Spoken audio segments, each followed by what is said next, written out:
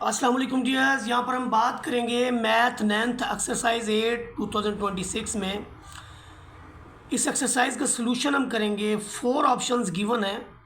हर statement के अंदर हमने जो है सर्कल करना है करेक्ट ऑप्शन को। इसमें जो हमारे पास रिजल्ट्स हैं वो कहता है which of the following expression is often related to inductive reasoning. जो इंडक्टिव रीजनिंग को जो है कौन सा एक्सप्रेशन जो है अमूमी तौर पर रिलेट करता है। तो यहाँ पर हम देखते हैं कि ये बेस्ड होता है ऑन रिपीटेड एक्सपेरिमेंट।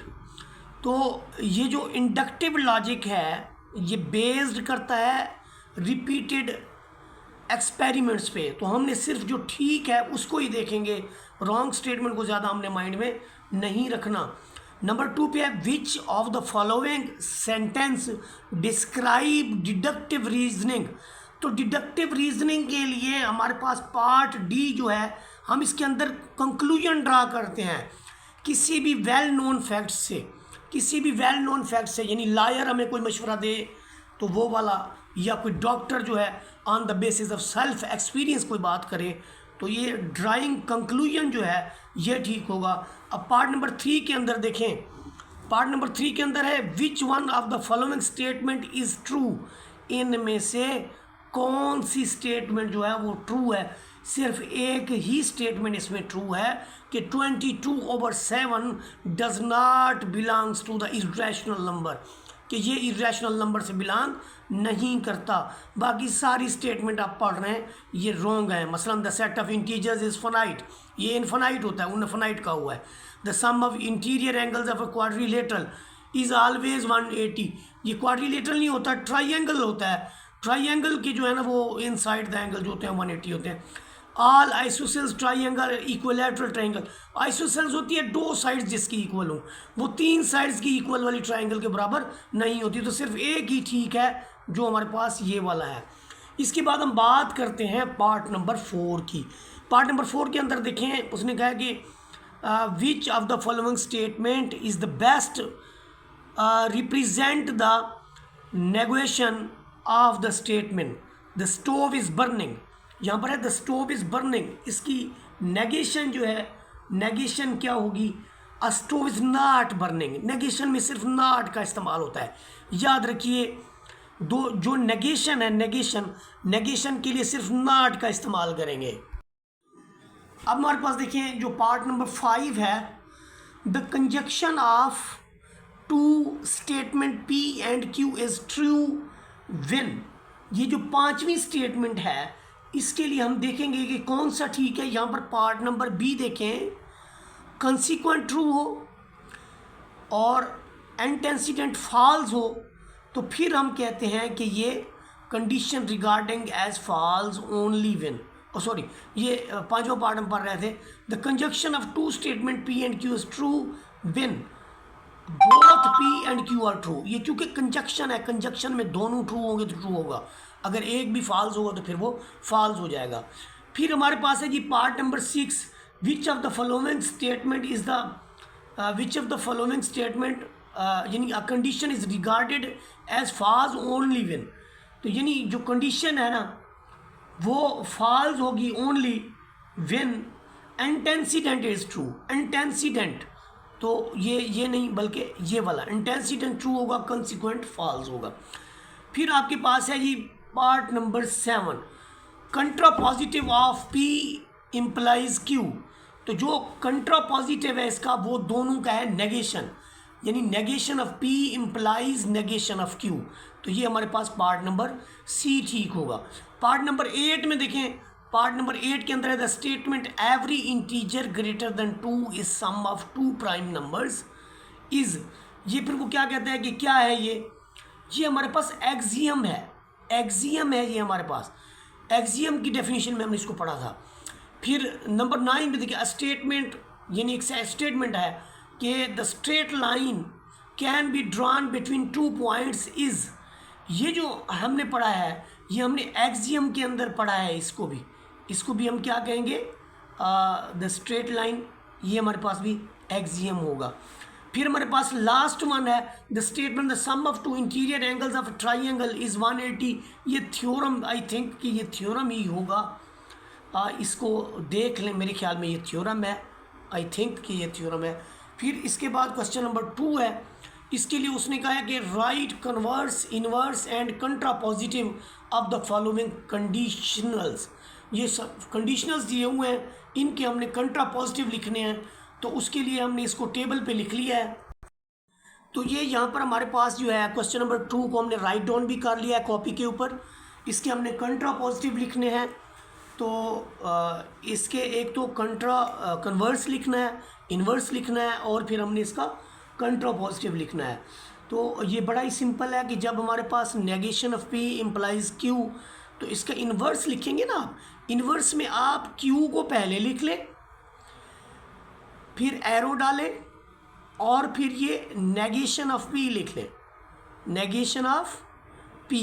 देखिए हमने क्या करना है, दोबारा बता रहा हूँ कि जो इस साइड वाली वैल्यू है ये पी लिख लिया, नेगेशन ऑफ क्यू लिख लिया, नेगेशन ऑफ पी लिख लिया। ये इस तरफ वाली जो वैल्यू है पहले लिखनी है, एरो लगा के जो उस साइड वाली वैल्यू है उसको बाद में लिखना है। ये देखें क्यू इम्प्लाइज पी था, तो मैंने इसको पी इम्प्लाइज क्यू लिख दिया।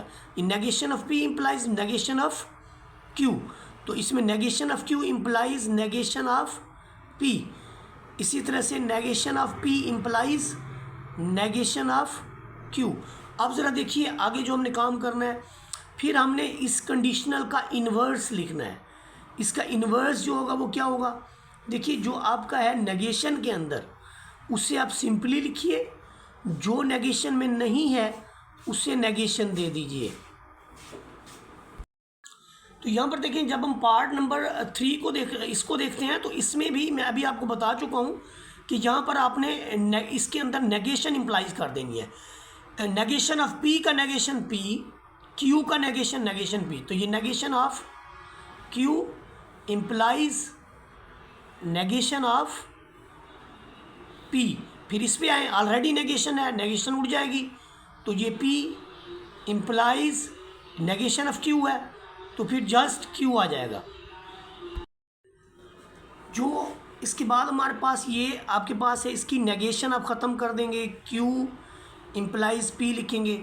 जो कंट्रापोजिटिव है, कंट्रापोजिटिव के अंदर हमने इन वैल्यूज़ को इधर लाना होता है, इन्वर्स की इन वैल्यूज़ को इधर, यानी ये आपका है ना negation of Q, this will implies P, और फिर negation of P implies negation of Q, और ये फिर क्यू इम्प्लाइज पी, और फिर ये पी इम्प्लाइज क्यू।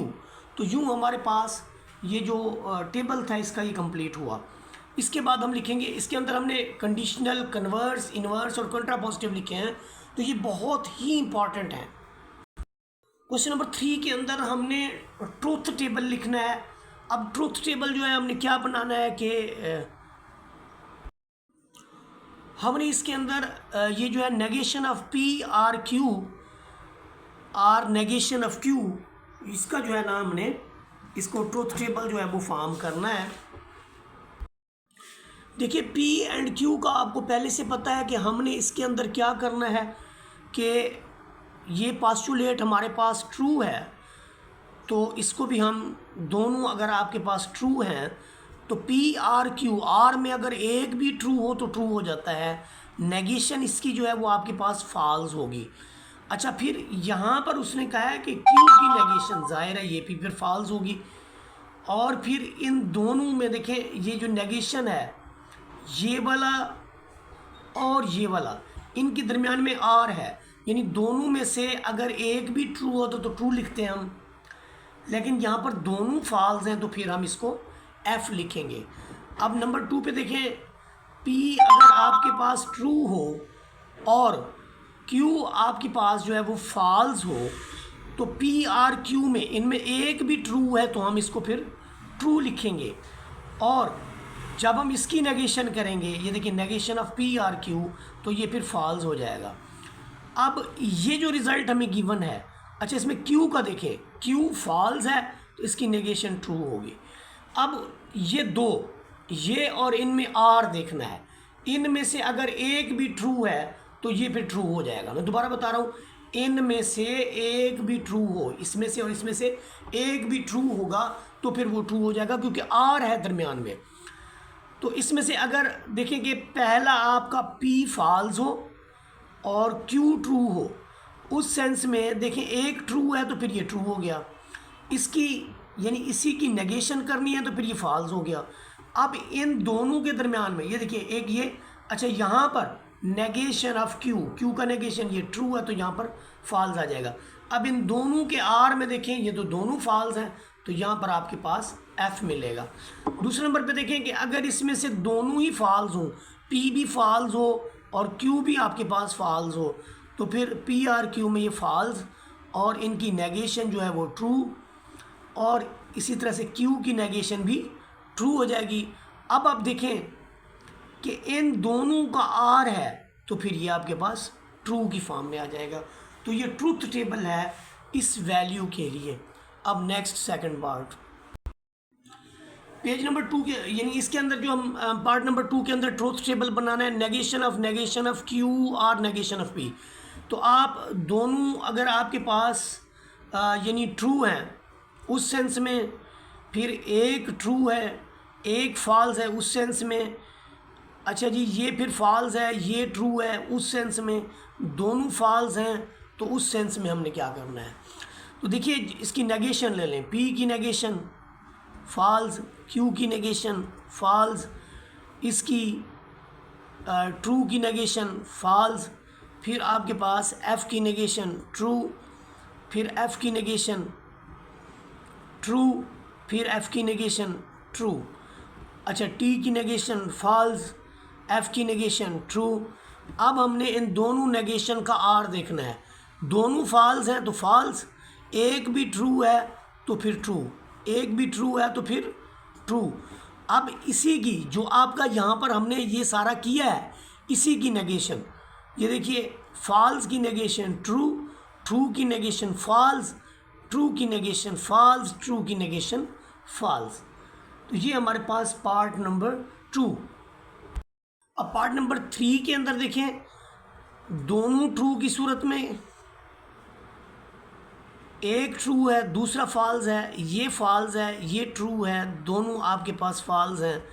इस सिचुएशन में P or Q true, P and Q true, फिर आपके पास ये अगर पी ट्रू है और एफ भी आपके पास पी आर इनमें से एक भी है, आर में एक भी है तो ट्रू, एक भी है तो ट्रू, दोनों फॉल्स हैं तो फिर फॉल्स। एंड में दोनों ट्रू हैं तो ट्रू, एक भी फॉल्स है तो फिर फॉल्स, एक भी फॉल्स है तो फॉल्स, एक भी फॉल्स है तो फॉल्स। अब ये आपके पास है इफ़ एंड ओनली इफ़ का case. If and only if के केस में हम मतलब इसमें क्या करते हैं जी, ये इम्प्लीकेशंस होती हैं, ट्रू से ट्रू है तो फिर ट्रू, ट्रू से फॉल्स है तो हम फॉल्स लिखते होते हैं, फॉल्स ट्रू से फॉल्स है या फॉल्स से ट्रू है, दोनों सूरत में फॉल्स आता है, फॉल्स से फॉल्स है तो फिर ये ट्रू आता है जी। क्वेश्चन नंबर 4 के अंदर पूछा गया है कि मैथमेटिकल स्टेटमेंट क्या चीज़ है और इसके दरमियान में जो इसका प्रूफ है वो क्या चीज़ है, इसकी यानी एग्जांपल्स भी देनी है। स्टेटमेंट इज़ डिक्लेरेटिव सेंटेंस, ये जो स्टेटमेंट होती है मैथमेटिकल स्टेटमेंट ये डिक्लेरेटिव होती है, बयानिया होती है, ये सेंटेंस होता है दैट इज़ आइदर ट्रू कि जो या तो सच होता है या फिर फॉल्स होता है, लेकिन दोनों एट ए टाइम ये नहीं हो सकते। इसको हम बाज़ औक़ात ट्रांसपोजिशन भी कहते हैं। अब हमारे पास ये कि मैथमेटिकल प्रूफ कैसा होगा, एक ऐसा logical statement argument that establish the absolute truth of a statement, कि किसी भी स्टेटमेंट का जो लाजमी तौर पर सच है उसको इस्टेब्लिश करता है। ये लॉजिकल आर्गूमेंट होता है दलाइल के साथ, और ये साबित करता है डिडक्टिव सर्टेनिटी को और शो कराता है कि कंक्लूजन जो हमने किया है ट्रू है बिल्कुल। तो ये हमारे पास है मैथमेटिकल प्रूफ। क्वेश्चन नंबर 5 में है what is the difference between axiom and theorem, कि हमारा एक्सियम और थ्योरम्स के दरमियान का जो है वो क्या डिफरेंस है, क्या फ़र्क है इनके अंदर। एक्सियम जो है वो सेल्फ एविडेंट होती हैं, सेल्फ एविडेंट ट्रुथ होती हैं एक्सियम, जबकि थ्योरम जो है वो ड्राइव्ड कंक्लूजन होता है। यानी अब इसकी एग्जांपल ले लेते हैं। एक्सियम को वैसे हम असम्पशन भी कहते हैं कि एक स्ट्रेट लाइन सेगमेंट है, can be drawn joining 2 points. Straight line देखिए, ये दो पॉइंट हैं, इनको मिलाने से एक स्ट्रेट लाइन बनती है। ये बिल्कुल यानी एक ट्रुथ किस्म की बात है, इसको एक्सियम या असम्पशन हम कह सकते हैं। जबकि वाइल थ्योरम एक कंक्लूजन है, थ्योरम एक कंक्लूजन है। जैसे पैथागोरस थ्योरम है कि A square plus B square is equal to C square, यानी altitude square plus base square is equal to the hypotenuse square, यानी कायदा स्क्वायर अमूद स्क्वायर प्लस अमूद स्क्वायर इज इक्वल टू वितर square must be proves using axioms. यानी ये जो आपके पास थ्योरम होता है, इसको लाजमी तौर पर साबित किया जाता है एक्सियम्स का इस्तेमाल करते हुए। यूँ समझ लें कि इनके दरमियान जो डिफरेंस है वो ये है कि एक्सियम का इस्तेमाल करते हुए हम थ्योरम का प्रूफ्स करते हैं, एक कंक्लूजन ड्रा करते हैं।